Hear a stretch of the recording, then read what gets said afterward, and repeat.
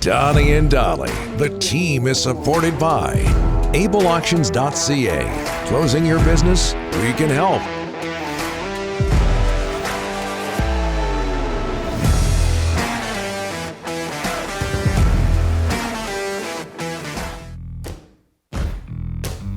Just ahead of Ian Furness. By the way, today's guest brought to you by Langley Chrysler. We've got 3 guests today.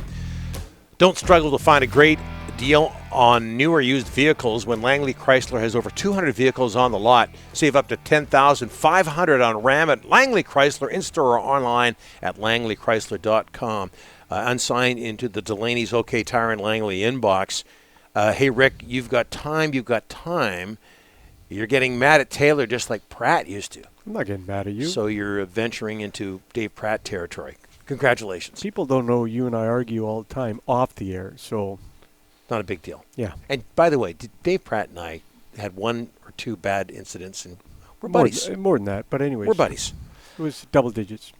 Ian Furness joins us now from KJR Sports Radio in Seattle. Q13 Sports, Seahawks opening their 2021 NFL season Sunday in Indianapolis. Ian, thanks for doing this, sir. How are you? Looking good? Oh, looking good. Well, we had TV duties this morning. Otherwise, it'd be a baseball hat and unshaven, fellas. But, yeah, good morning, and congrats on the gig, the new show. And, Donnie, I can't believe anybody would argue with you as mellow and just a nice human being as you are. I mean, come on now. Yeah, I get under the skin of a few people. And by the way, is this your shaven look? Well, yeah, I got a little under shade, all trimmed up. Right. Trimmed up for you guys, yeah. No neck beard is what you're saying. No, man, come on now. No chance. No chance. Hey, Ian, Seahawks at Indy on the weekend, on Sunday. What gives Seahawks fans hope this time around?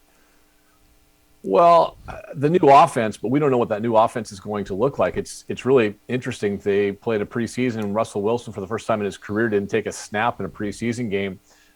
So what that offense looks like and how that kind of transforms from the practice field onto the playing field remains to be seen. We got a little glimpse of it in the final preseason game when D. Eskridge, who's their third receiver and kind of a key to this offense, a guy that can go in motion, run some fly sweeps, open some things up on the backside.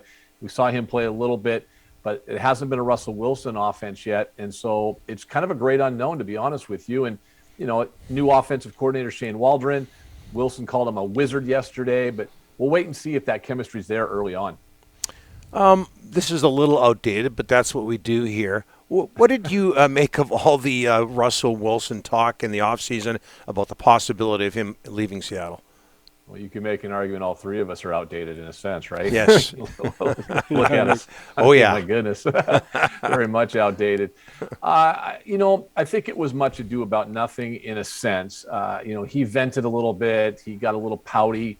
I thought he was a little sophomoric at times during the Super Bowl. He's in the suite as the man of the year, and he's pouting with the commissioner, and his wife's having a great time, and there's Russell just with a sad face on. And hey, come on, buddy. I mean, yeah, you're not in the Super Bowl, but that's fine. I mean, it partly was on you, to be honest with you, and you got your offensive coordinator fired because you held onto the ball too long and you didn't play very well the second half of the season. So a lot of the sacks you can attribute actually to him and holding onto the ball. And it's one of those things that, I think over the years we've come to find out is that Russell can get really frustrated at times. He usually keeps it inside, but last spring was the first time that he really kind of vented openly.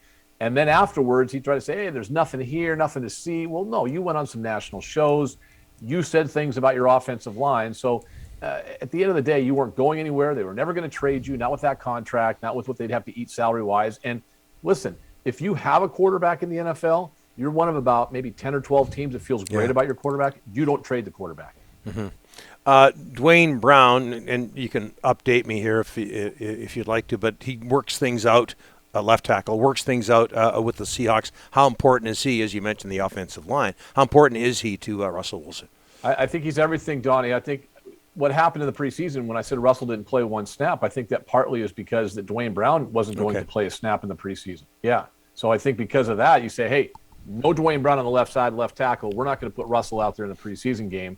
And so now that Dwayne Brown's back, and he was never going to miss a game, it was almost $700,000 a game check if he were to miss a game under contract. There's no chance he was going to do that. They moved some money around. They did the same thing with Quandre Diggs. Again, I'll kind of say much ado about nothing. A little bit of a distraction in the offseason, but I think we're used to that here in Seattle. In last 8 years, Seahawks winning percentage on the road, 63%. Second in the NFL, only behind Kansas City. 12-4 on the road in the last 2 years. What are they doing so well to play on the road? Well, I think some of those numbers, I almost have to look at 2 years ago, I think it was, when they were, 7-1 on the road, and they were really good. Yeah, they were so good. Last year doesn't matter because, last year everyone was playing a neutral site game for the most. Yeah, it was really different. And I think we saw that in the playoff game at Lumen Field when there was nobody there with the Rams. But they just prepare really well. At some point we have to give the coach credit. And I'm not saying, you and the three of us, but I think at some point people need to give this coaching staff and Pete Carroll a lot of credit because he's turned things around. When he first got here, this team couldn't win on the road and really couldn't win in those early 10 a.m. starts Pacific time, and that hasn't been the case lately. I think they've won 12 of the last 13 there. They'll leave today, later on. They leave a day early, acclimate themselves. It also comes from the veteran quarterback. He just probably sounds like I was bashing Russell a second ago. I'm not. He's one of the elite quarterbacks in the NFL. When you have a great quarterback and you have a leader on the defense like Bobby Wagner, I think that team, whether it's newcomers, veterans, what have you, they know how to win, whether it's home or away, and I think we've seen that the last couple of years. It's maybe just a maturing process. Ian, I got to ask you this. So you got the Seahawks opener. You got the Mariners in a wild card race. Is anybody talking Kraken? Is it what's going on hockey-wise there? What kind of feel do you feel in Seattle for the hockey? I try on occasion. I think I've had you on my radio show, haven't I was on your show. It was such a good time. No wonder no one's talking Kraken. I finally got a good co-host. Thank you. Anyways, it was fun talking hockey with you in Seattle. Yeah, I had you on. I had your buddy Thomas Drance on. No, I think it'll come. College football's so big here. Right, fans are back right now. So even though the two schools in Washington had an abysmal weekend last weekend, Washington losing to a lower level team and Wazoo losing to a bad FBS team in Utah State. There's so much focusing on that, a lot of focusing on obviously what's going on with the Mariners, and they're still more or less in it, just a couple games out of a wild card spot, and certainly the Seahawks are center of attention. They did open in a sense, they opened up their practice facility to the Kraken yesterday. They had a little VIP gathering out there in Northgate, and so they kind of showed that off. Nice. They had a little bit of a light scrimmage or some kind of little shinny out there as the guys are out there skating around, and so I think they begin training camp on the 22nd, and once that happens, we'll start to see things amp up. I wouldn't say they're on the back burner. They're somewhere in the middle between maybe the soccer team and the Seahawks. People are still talking about them. The biggest question is, what's the game experience going to be like? Because much like you guys up in BC, we've got some issues and mandates and masks and all that kind of fun stuff. Right. Yeah. Thanks for the invite to your show, by the way, Ian. Everybody else in Vancouver's been on it, apparently, except me. Donnie, I went through your producer, Ryan, and he said you were completely booked up. So, I can call Rick directly. I can't call you directly. Thank you. Yeah. Thank you. We'll talk. Hey, what about the Mariners in contention for a playoff spot? And we've talked about this before, how the Mariners are a rung or two or three below the Seahawks in terms of attention. What's the buzz like there, and what's the reason for their success? I think it's mixed. I think it's cautious optimism. Okay. Nobody wants to invest themselves in more disappointment. Yes. It's been 1977 this franchise began. They've been to the playoffs 4 times, never been to the World Series.